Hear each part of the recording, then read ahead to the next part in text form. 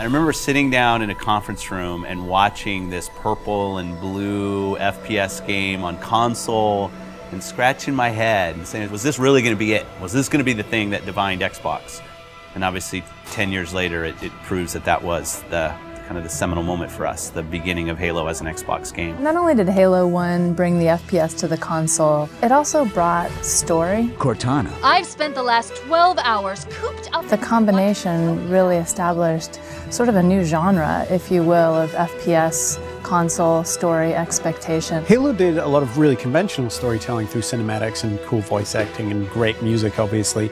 But I think some of the storytelling that happens in Halo that's most inspiring to me is the storytelling that happens through the environment in the sandbox. While you were hit with all this great fiction that you could really kind of delve into and try to understand more about, at the same time you could just pick it up and play. All of that kind of came together to make a game that had not necessarily was completely different than what previous shooters had done, but got all of its individual formulas so excellently perfect. You had this incredible first-person shooter experience that I don't think anyone had ever even come close to before it. Halo was the beginning of me playing console games with my friends, and that's still how I always think about it.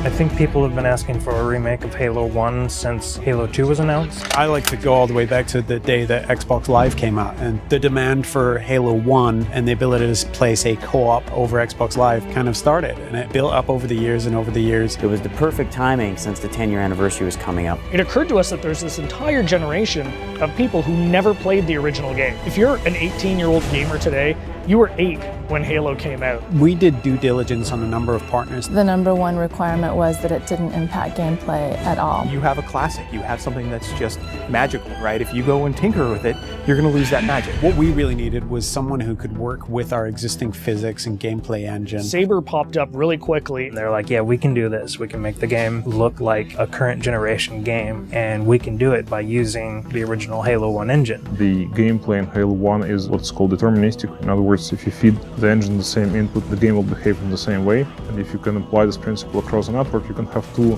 game worlds completely in sync. So rather than simulate Halo's original gameplay or Halo's original physics, we're able to actually use them completely. So the car is nice and shiny, but the engine is fairly old, but so we had to make sure that it all kind of fits together. And then we had to speed up the engine to make sure it works in today's world. We've done some deliberate things. The library is easier to navigate now. We use lighting and textures to make it a little bit simpler. The pillars are covered in holograms on one side, or they're more decorated on the other side. From what we've noticed, it actually seems to help people that aren't familiar with the library figure out where they're going. Truth and Reconciliation is one of the best examples I can give. If you come to that first interaction and then you make your way towards a cliff, you can look up and see this unbelievable skybox. And so having all these updated graphics has really made the game, to me, just more immersive. I still remember the first time I saw someone switch to graphics. I didn't know that was actually going to be a feature until I saw someone do it. In a lot of ways, it was a very, very fine balancing act. Because again, we're running all the original Halo 1 animations, so it's the original Halo 1 skeletons for those characters. Needed to be rebound into the updated meshes that we had brought over from Halo Reach and from Halo 3. For example, the Elite actually has an elongated neck, so they're a little bit more squat and compact. Cracking the case in 30 seconds. Welcome back, sir. We'll have you battle ready stat. Master Chief's iconic.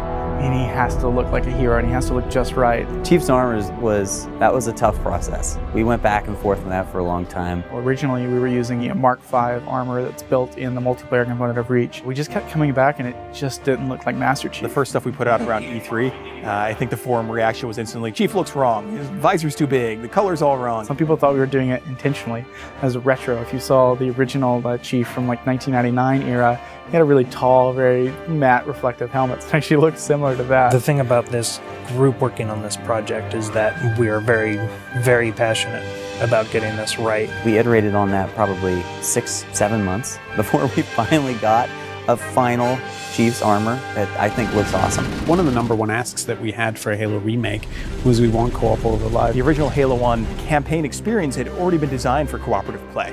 You notice when you were getting out of the initial cryotube, there's actually 2 cryotubes for cinematic. It definitely creates another challenge for us when you're playing with somebody else, but we obviously wanted to support that. The code base was built 10, if not 15 years ago, so we had to figure out how this code base is structured, how it was designed. We had a lot of people work really long hours to make it happen and to really code it ultimately from scratch. It's pretty seamless, so you'll go into the campaign lobby, and there you'll see your friends who are online playing the game. You fire off an invite to a friend, and they'll be able to join you, allowing you to play what was originally a split-screen cooperative campaign experience, now across live.